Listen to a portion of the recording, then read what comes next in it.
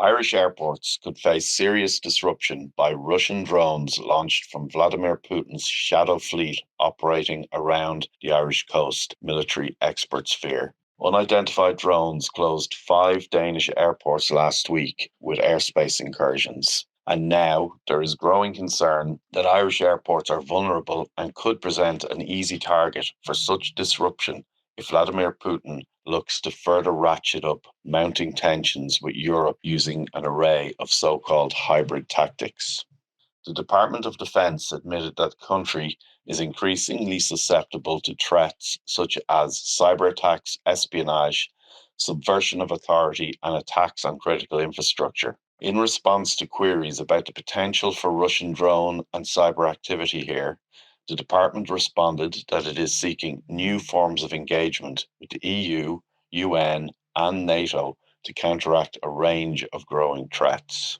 Former second in command of the Irish Defence Forces elite Ranger Wing Cathal Berry, who is also a former independent TD, said he believes that what happened in Copenhagen could soon happen at an Irish airport.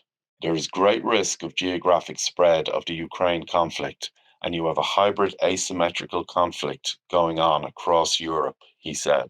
Security experts suspect that the drones that disrupted Danish airports were launched from Russian spy ships in the Baltic Sea. And Berry warned that in the months ahead, there is a big threat of drones being launched from a shadow fleet off our coast.